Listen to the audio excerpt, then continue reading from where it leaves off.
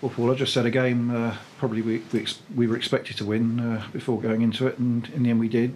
How did you see it? Well, they're often the hardest games to win. You know, when you've gone away and won at Torquay in circumstances that we did, and a good result at Dover, you know, you then need to make your home games pay. So, you know, Guiseley game less than Torquay, you know, could have gone above Torquay if they'd won today. So we knew coming up that it wasn't necessarily be an easy game. You know, there was a key part of the game really. Butler's made an outstanding, you know, almost world-class save to keep it at 0-0, and then we've gone up the other end and scored. We weren't at our best first half, that's for sure. I think the wind had a big part to play with that. It's very windy out there today. Second half, I think once the second goal went in, we were very comfortable.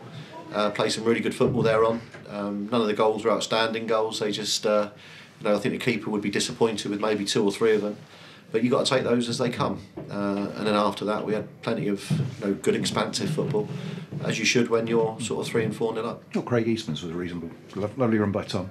Yeah, Bolonara, you know, we targeted their right back, to be fair, their manager.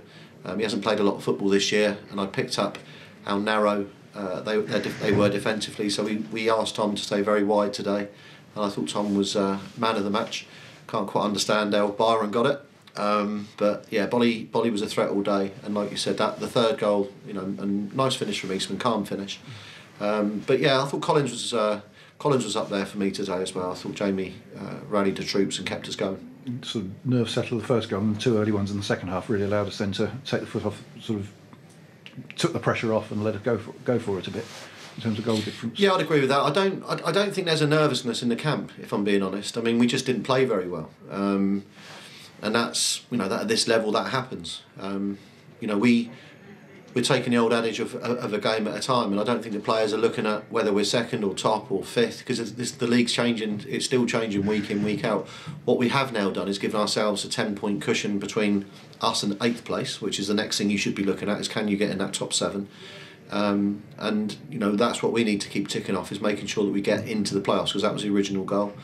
The next step after that, if we get there, would be can we finish second or third, because it's a huge advantage not to have to play on the Wednesday, and then you get the home game. But you know, it's still 11 games, as I said to Sol earlier. You know, it's 25% of the season still to go.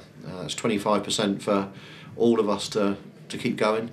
You know, Macclesfield has scored in the last minute today.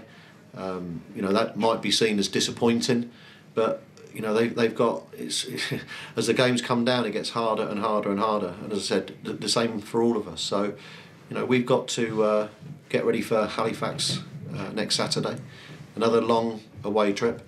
And I think once we've done Halifax, we can look at the fixtures and say that we've got some much easier travelling to do. That's for sure. But every game in this league, never easy. But I think today we did make it look easy, especially second half. We've got a few players back in the squad as well. Josh Taylor back from Hampton, Harry Beautyman after his suspension today.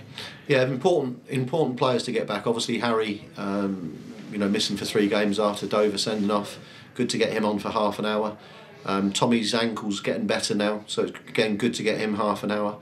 And you know, Josh comes back. He was 17 or 18 in the 18 today.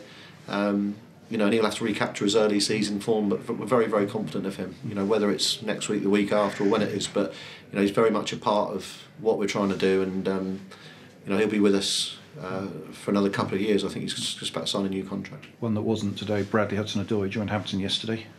Yeah, Bradley just wanted to play games, and unfortunately, with the form of Kieran and Bolonara, and obviously Sterney there as well, quite rightly, he wanted to go and get games, and he's been fantastic around the camp, very, very popular.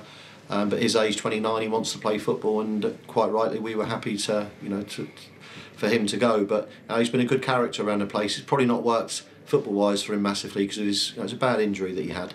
But I think we've also shown him some support this year, helping him. You know, he did a good loan at Hampton and a very good loan at Eastleigh.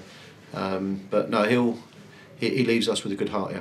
And before Halifax Tuesday night, Merstham Surrey Senior Cup, chance for some of the fringe players again in the academy side? Yeah, I think so. We've got, you know, the 7 that weren't starting today. You know, Harry will need a game.